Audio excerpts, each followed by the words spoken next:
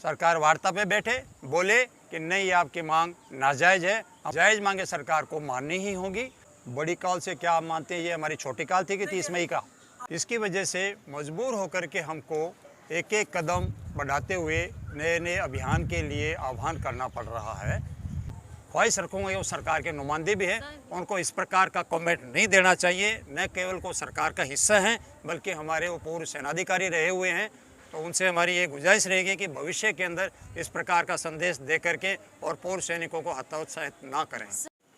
मैं आप सभी का आभार व्यक्त करना चाहूँगा कि आप पूर्व सैनिकों की जायज़ मांगों के लिए जो आंदोलन चलाया जा रहा है 20 फरवरी 2023 से, उसका प्रचार प्रसार करके और हमारे समर्थन को आप ताकत दे रहे हैं और सरकारी गलियारों तक हमारी आवाज़ को पहुंचाने का आप प्रयास कर रहे हैं। ये आंदोलन 20 फरवरी 2023 को शुरू हुआ। आशा हमारी ये थी कि शायद सरकार जल्दी ही संज्ञान ले लेगी, क्योंकि पूर्व सैनिक वर्ग को एक सम्मान की दृष्टि से न केवल सरकारी गलियारों में बल्कि आम जन के अंदर भी एक सम्मान की दृष्टि से व्यवहार दिया जाता है और देखा भी जाता है। हमारी अपेक्षा ये थी कि सरकार का ध्यान कुछ दिनों में आकर्षित होगा, वार्ता होगी और हमारी मांगों का समस्या का समाधान हो जाएगा। अफसोस रहा कि अभी तक भी सरकार की तरफ से इस बात का संज्ञान नहीं लिया गया। इसकी वजह से मजबूर होकर के हमको एक एक कदम बढ़ाते हुए नए नए अभियान के लिए आह्वान करना पड़ रहा है। इसी कड़ी के अंदर 3 अप्रैल 2023 को हम लोगों ने तमाम जिला कलेक्टरों के माध्यम से पूरे हिंदुस्तान में जो हमारे हज़ारों पूर्व सैनिक संगठन काम कर रहे हैं, उनके लेटर हेड के ऊपर माननीय राष्ट्रपति महोदया, माननीय प्रधानमंत्री जी और माननीय रक्षा मंत्री जी तो हमारी मांगों का ज्ञापन हमने वहाँ तक पहुँचाया। फिर उसके बाद में 30 अप्रैल को तमाम माननीय सांसदों के माध्यम से उन्हें तीनों माननीयों को हमारी मांगों का ज्ञापन हमने भिजवाया। अफसोस रहा उसके बावजूद भी अभी तक कोई खास संज्ञान इसके लिए नहीं लिया गया। हाँ, कुछ एक सांसद महोदयों ने हमारी मांग को एक्नॉलेज किया, उन्होंने चिट्ठियाँ भी लिखी है और उसकी प्रति हमारे पास में आई भी है। उससे हम उन सांसद महोदय का आभार व्यक्त करना चाहेंगे कि उन्होंने लाखों पूर्व सैनिकों की आवाज़ को आगे तक पहुंचाने के लिए हमारा सहयोग किया। तीसरा काल हमें फिर 30 मई का देना पड़ा। 30 मई के मामले में हमारे कुछ साथियों को ये लग रहा था कि जब एमपी तक जा चुका है तो वो वापस नीचे लेवल पे क्यों जा रहे हैं।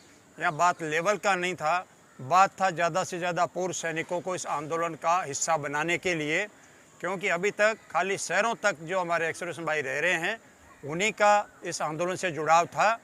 उस जुड़ाव को बढ़ाने के लिए 30 मई का काल हमारा बहुत एक सफल अभियान के तौर पे गया।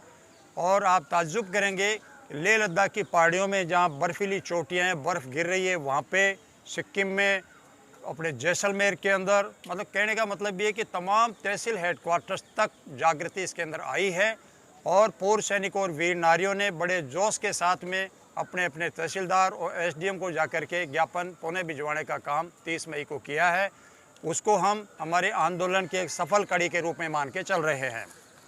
डेफिनेटली हर आदमी को ये महसूस हो रहा है कि आंदोलन को आज 103-4 दिन होने पूरे जा रहे हैं, उसके बावजूद भी सरकार द्वारा संज्ञान नहीं लिया जा रहा है।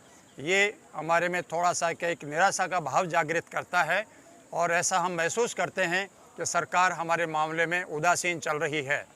क्या कारण है ये तो वो ही जाने, लेकिन हम चाहते हैं कि सरकार जल्दी से जल्दी संज्ञान लेवे, वार्ता करे। हमारी मांगें नाजायज़ है, सरकार वार्ता पे बैठे, बोले कि नहीं आपकी मांग नाजायज़ है, हम उसको एक्सेप्ट करेंगे, लेकिन जायज़ मांगे सरकार को माननी ही होगी। और उसके लिए हम बार बार सरकार से आग्रह कर रहे हैं कि आप एक 3 रिटायर्ड जजेस का एक कमेटी बना दीजिए। हमारी मांगें हम उनके सामने रखेंगे, वो विस्तार चर्चा करें।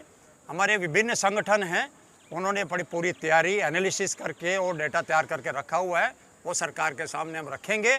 और वो जो कमेटी रिपोर्ट देवे, कमेटी से भी हम निष्पक्ष रिपोर्ट चाहेंगे। हम नहीं चाहते कि भाई कहीं पे भी कोई सहानुभूति दिखा करके निर्णय लिया जाए।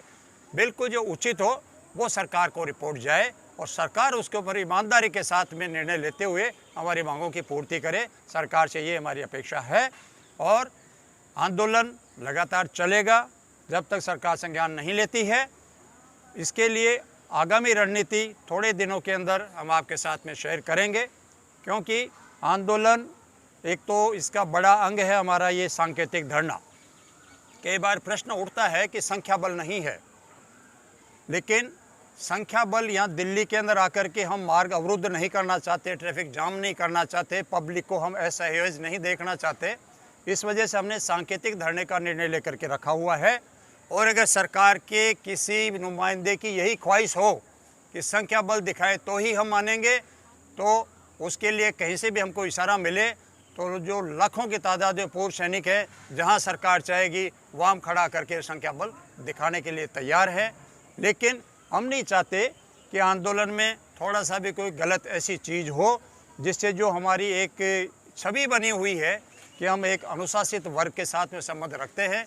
हम पब्लिक को असहज नहीं कर सकते, पब्लिक का सहयोग ही कर सकते हैं, न केवल देश की रक्षाओं की सीमा के ऊपर बल्कि रिटायरमेंट के बाद में भी जहाँ जहाँ पे हिंदुस्तान की ज़रूरत पड़ी है पूर्व सैनिकों को बढ़ चढ़ करके अपना सहयोग दिया है। हम चाहेंगे कि सरकार और पूर्व सैनिकों के बाद आपसी जो परस्पर जो भावना है इसी प्रकार की बनी रहे। सरकार हमारी मांगों का संज्ञान ले और जल्दी इस आंदोलन का निपटारा करे, हमें बहुत खुशी होगी। सरकार का हम आभार व्यक्त करेंगे।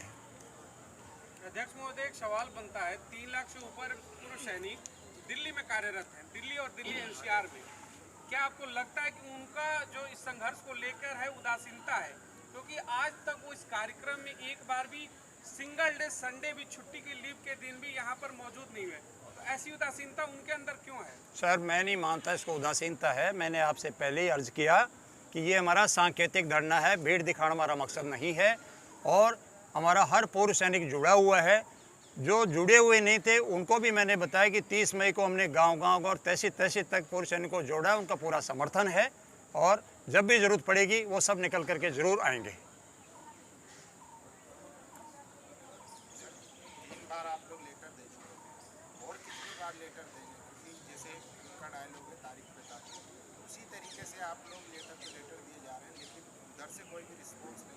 सर, सरकार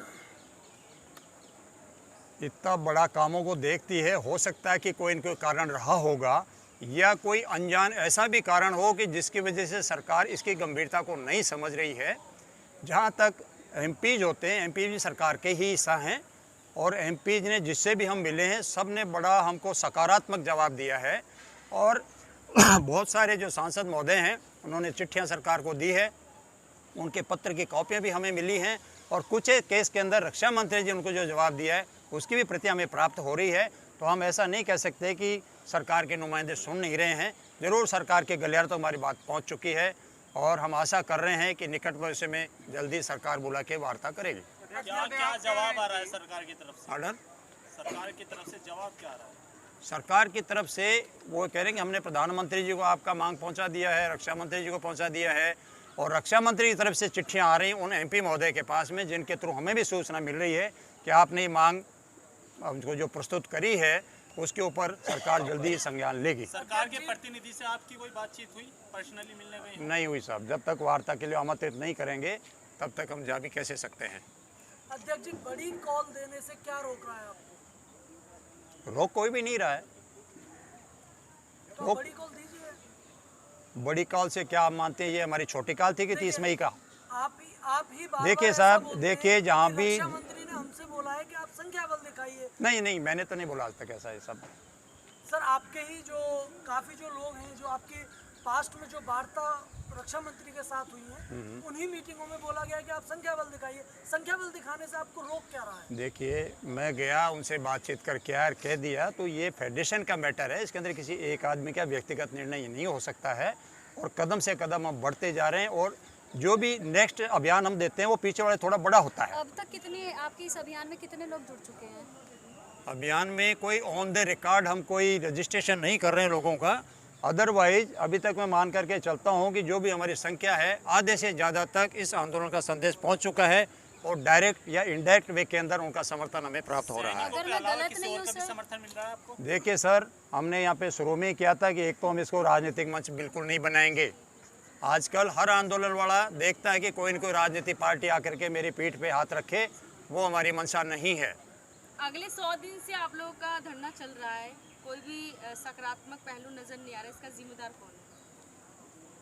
सकारात्मक पहलू कहाँ से नज़र नहीं आ रहा? जैसे आपके धरना प्रोटेस्ट में कोई सरकार द्वारा कुछ इस तरीके की चीज़ें कि आपकी मांगों को सुनी गई है, ऐसा नहीं, कुछ आप ये दिखा- कैसे कह रहे हैं? मैं अभी तो कह रहा हूँ कि जो सांसद महोदय हैं उन्होंने हमारा वहाँ तक मांग पत्र पहुँचाया है और उनकी तरफ से हमें जवाब मिला है। और खुद रक्षा मंत्री जी ने कुछ एक सांसदों को चिट्ठियाँ लिखी है कि मुझे आपका मांग पत्र मिल चुका है और इस पर सरकार सोचेगी। तो हम ये तो नहीं कह सकते कि संज्ञान ये नहीं जा रहा है। हाँ, उसको समाधान करने के लिए अभी तक प्रक्रिया शुरू नहीं की गई, ये कह सकते हैं। आगे की क्या रणनीति है आपकी? आगे की आपने नाम लिया, एक बीजेपी के सांसद हैं और जनरल भी रह चुके हैं वो। जब आप लोग सैनिक उनको ज्ञापन दे दिए थे तो उन्होंने यहाँ तक उनसे बात करने तक से मना कर दिया था। फिर उसके बाद उनका एक वीडियो भी वायरल हुआ जिसमें कहा गया कि 96% तो जेसीओ जवान लेते हैं, 4% अधिकारी। वो वीडियो मैंने भी देखा है। सेकेंडली सर, पेंशन का एक इतना कॉम्प्लिकेटेड मैटर है कि कोई भी आदमी क्लेम नहीं कर सकता मैं पेंशन के मामले में पूर्ण ज्ञाता हूँ। तो मैं यहाँ पे यही कहूँगा कि हमारे जो जनरल साहब थे उनको शायद पेंशन मैटर्स का पूरा जानकारी नहीं है। और आर्मी का जनरल होना, किसको कितना राशन स्केल है, किसका किसकी तनख्वाह है, किस रैंक का क्या है, ज़रूरी नहीं कि उसके लिए वो सब चीज़ों का जानकारी रखे। वो अचानक एक भेंट हुआ और उनको अटपटा लगा तो उसे कह दिया कि नहीं, ये गलत उठा के रखा हुआ है, ऐसा चीज़ है। और जनरल साहब से मैं यही ख्वाहिश रखूँगा कि वो सरकार के नुमाइंदे भी हैं, उनको इस प्रकार का कमेंट नहीं देना चाहिए। न केवल को सरकार का हिस्सा हैं बल्कि हमारे वो पूर्व सेनाधिकारी रहे हुए हैं। तो उनसे हमारी ये गुजारिश रहेगी कि भविष्य के अंदर इस प्रकार का संदेश दे करके और पूर्व सैनिकों को हतोत्साहित ना करें। सर हतोत्साहित करने की आपने बात कही है। अभी